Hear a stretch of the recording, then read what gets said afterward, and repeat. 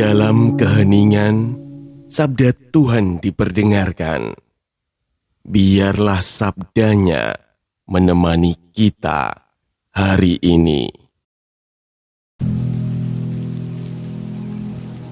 Bacaan dari kitab pertama Samuel. Samuel yang masih muda menjadi pelayan Tuhan di bawah pengawasan Eli. Pada masa itu, Tuhan jarang menyampaikan sabdanya.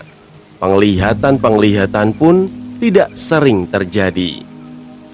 Pada suatu hari, Eli yang matanya mulai kabur dan tidak dapat melihat dengan baik, sedang berbaring di tempat tidurnya.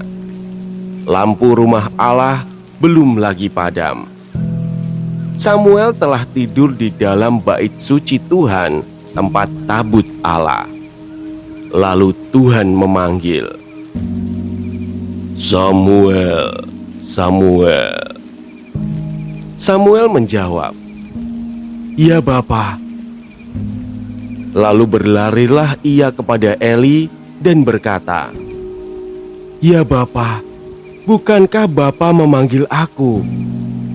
Tetapi Eli berkata, "Aku tidak memanggil, tidurlah kembali."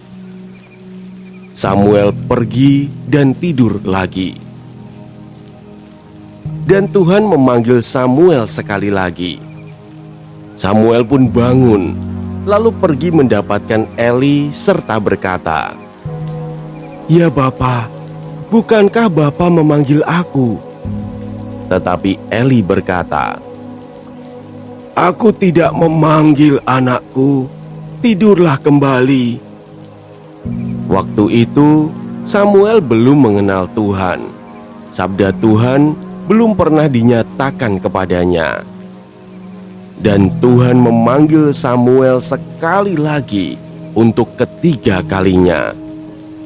Ia pun bangun, lalu pergi mendapatkan Eli serta berkata, "Ya Bapa, bukankah Bapa memanggil aku?" Lalu mengertilah Eli bahwa Tuhanlah yang memanggil anak itu. Sebab itu berkatalah Eli kepada Samuel, "Pergilah tidur, dan apabila engkau dipanggil lagi, katakanlah, 'Bersabdalah ya Tuhan, hamba-Mu mendengarkan.'" Maka pergilah Samuel, dan tidurlah ia di tempat tidurnya.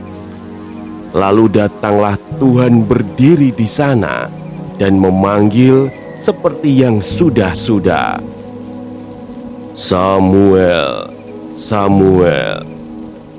Dan Samuel menjawab, "Bersabdalah ya Tuhan, hamba-Mu mendengarkan."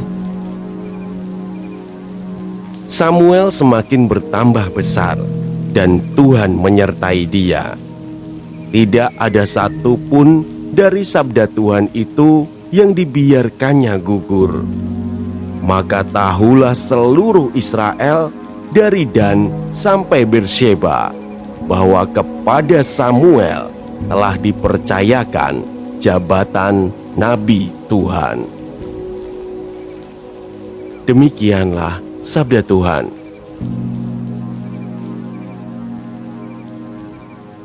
Saudara-saudaraku yang terkasih, Samuel hidup di saat sabda Tuhan terasa jarang terdengar.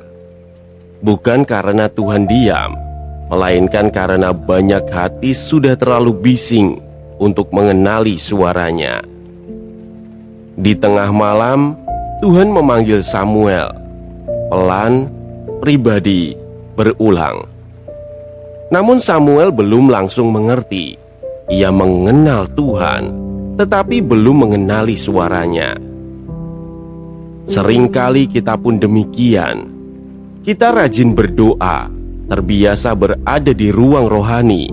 Namun ketika Tuhan menyapa dengan cara yang halus, kita mengira itu suara lain. Suara pikiran sendiri, suara kebiasaan, suara masa lalu. Samuel membutuhkan seseorang untuk menolongnya membedakan, bukan untuk menggantikan Tuhan, melainkan untuk mengarahkan hatinya agar siap mendengar. Dan ketika akhirnya Samuel berkata, "Berbicaralah, sebab hambamu mendengarkan." Itu bukan kalimat ajaib, melainkan sikap batin yang terbuka, sikap yang tidak menuntut, tidak menyela, tidak menentukan arah lebih dulu. Tuhan lalu mempercayakan sabdanya kepada Samuel. Samuel bertumbuh, Tuhan menyertainya, dan hidupnya menjadi tempat di mana sabda Tuhan tinggal dengan setia. Marilah kita berdoa. Tuhan yang setia, di tengah banyaknya suara dalam hidup kami, ajari hati kami untuk menjadi ruang yang tenang, tempat suara-Mu dapat berdiam. Lembutkan batin kami ketika kami terlalu sibuk menjaga rencana sendiri dan perlahan lupa memberi ruang bagi kehendak-Mu. Bimbing kami agar berani mempercayakan langkah hidup ini kepadamu tanpa rasa takut kehilangan arah, karena Engkaulah yang lebih dahulu mengenal jalan kami. Hari ini kami datang apa adanya, dengan hati yang ingin belajar mendengar dan jiwa yang rindu dituntun.